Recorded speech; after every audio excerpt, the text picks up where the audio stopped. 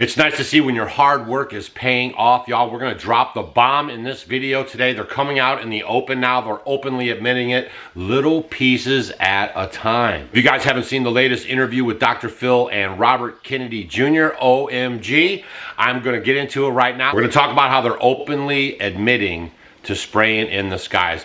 Robert Kennedy Jr. was asked this direct question on the Dr. Phil show. Roll the tape. My biggest concern is the stratospheric aerosol injections that are continuously peppered on us every day. Bromium, aluminum, strontium, it's sprayed in our skies all day long. And I know you've talked to Dane Wigington about this. He seems to be one of the experts in the field. Is there a question? Yes. How do we stop it? That is not happening in my agency. You know, we don't do that. It's done, we think, by DARPA, and a lot of it now is coming out of the jet fuel. Yes, so, sir. you know, those materials are put in jet fuel. I'm going to do everything in my power to stop it. We're bringing on somebody who's going to think only about that, find out who's doing it, and holding them accountable. Yes, sir. First thing he does says, it's not the HHS, it's not my department, but he knows that it's probably and is DARPA that's up there spraying these chemicals. Man, Dan Wigington must be off the chain excited right now, all the years of his hard work, plus myself and a lot of other people trying to sound the alarm on this chemical spraying of our skies is finally being validated, and the truth is gonna come out. Because that's what it takes. It takes all of us consciously focusing on something to make that come to the forefront. As long as we stay focused on the things that matter, these things are going to be exposed and the light will shine on them. Now, I'm not sure if you guys know about DARPA or not, but I'm going to read to you a few things that you can find on the internet about DARPA. And they've been spraying our skies a lot lately, and we've been raining now for like 2-3 days, on and off, heavy rains, okay? We got a lot of flooding in Missouri. There's some tornadoes that broke out. If you guys are noticing any of this weather,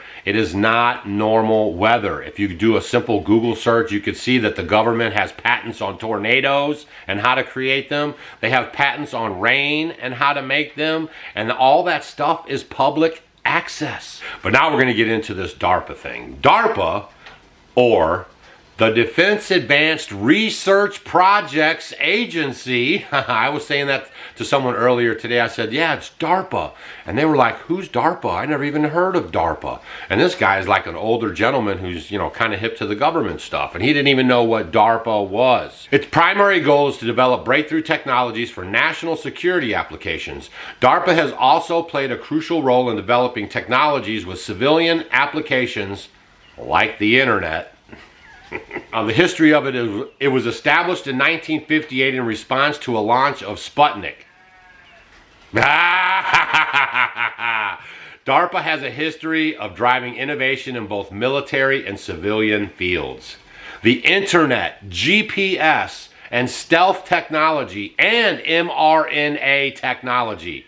Examples of DARPA-funded technologies.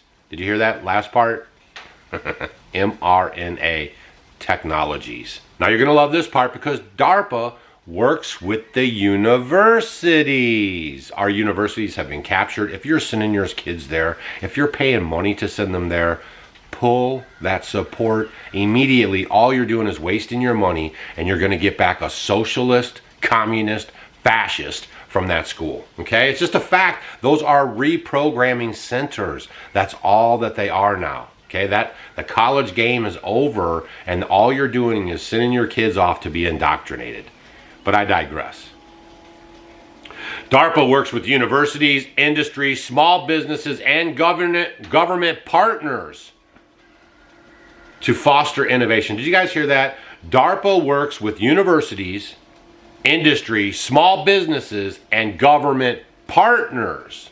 This is basically like an NGO right here. It's not even an actual government department. Holy smokes.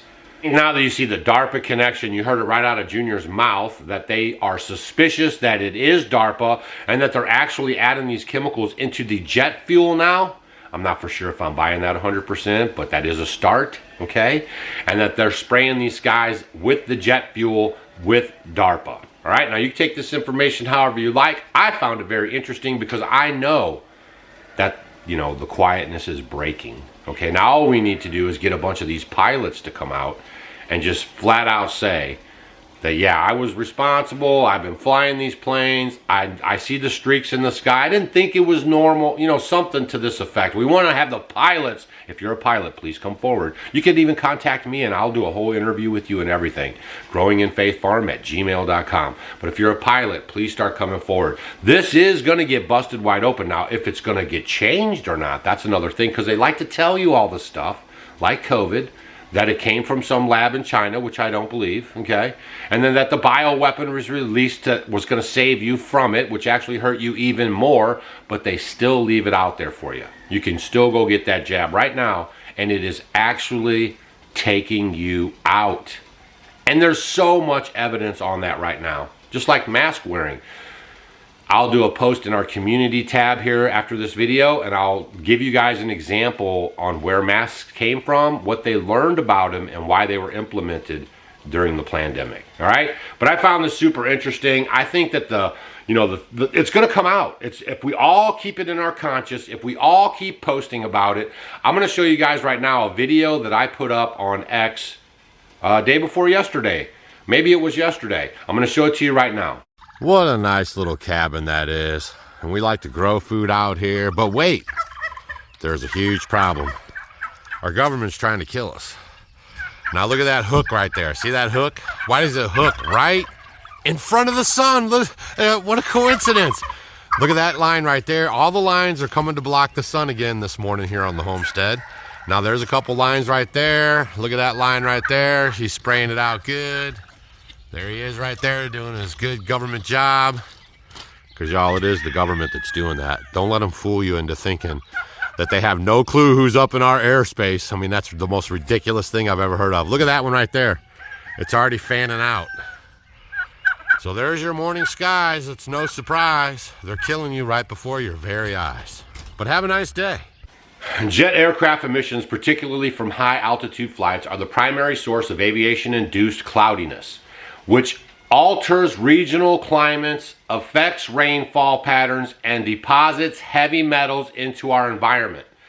This form of geoengineering, often euphemistically termed aviation-induced cloudiness, is not merely incidental. It is a direct, measurable phenomenon that exerts profound effects on both human and ecological health.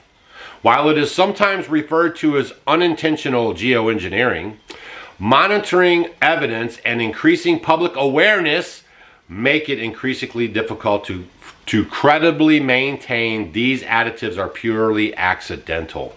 The veil of unintentionality is rapidly unraveling in the face of undeniable patterns and consequences. While there is ongoing semantic confusion over whether or not aviation-induced cloudiness should be categorized as chemtrails, the essential reality remains unchanged. These emissions contain highly toxic compounds, including heavy metals, many of which exist in particular sizes too small for standard EPA air quality monitoring stations to detect. Even when commercial airplanes are not producing visible cirrus clouds, they are constantly releasing hazardous contaminants into the atmosphere. This issue demands urgent recognition and action as a serious public and environmental health threat, regardless of the terminology used. You guys got that? And if you notice in RfK Jr.'s response, and even Dr. Phil like rushing her along and telling her, is there a question in here? He didn't do that to one other single person. But as soon as she started talking about the sprays in the skies, he tried to cut her off and dismiss her. She got her question out, and even Junior was kind of dismissive about it, okay? He said, you know, we're la la la la la la, and we'll get to it later. I think this is one of the things that need to be pressed on first. Leave a comment down below on what you think, and let me know if you found some value in this video by giving it a thumbs up, all right? We'll see you guys on the next video. For me, it's very validating, all right? I'll be honest with you guys. I've been trying to talk about this stuff, and you know, not a lot of people are on board with it. A lot of people think you're crazy when you talk about it. They don't look up in their skies.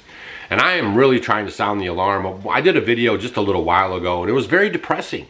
Because it gets very depressing. Gardens are not producing. People are sending pictures. They're talking about their gardens. They're talking about lack of production, stuff not growing, stunted growth. Monsanto, now Bayer, has come out with a aluminum resistant seed, okay, that they can grow seeds contaminated with aluminum in the soil. What is that about? That's because they know where this is going, all right? And then again, on the backside, they're gonna try to capitalize on it and make money off of it, all right? All right, share this video with your friends. We have to keep sounding the alarm so we can get this taken care of, okay? It's gonna take all of our consciousness, a big group effort, and we gotta keep this in the forefront. And then once we get this tackled up, then we can move on to this other stuff, because this right here is affecting every little single thing you do. You breathe it, it's on your food, it's on your water. There's no such thing as organic produce. You're wasting your money at the store on organic produce, okay? And also, just another FYI, look at where your produce comes from, because even if it says organic, the other countries don't have the same organic standards, okay? They busted 365 shipping in stuff from China, okay, with organic labels on it, and it's not even organic, all right? So just stay vigilant out there, okay? It's time for you to man up or woman up and start looking after you and your family, okay? Because the most capable hand is at the end of your wrist. Very validating story, okay? This stuff is real. Is real. All right, see you on the next video. And get some chocolate tea.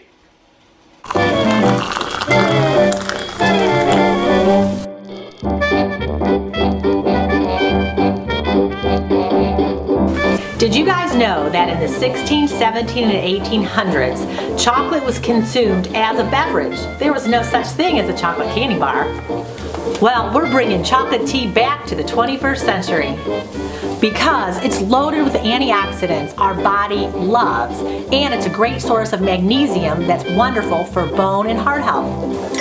It's a great addition to your coffee machine or your French press, or just along with your favorite sweetener. You can find it on offgridwithdougandstacy.com, along with our brand new tea infuser, simple to use for easy steeping. Cheers!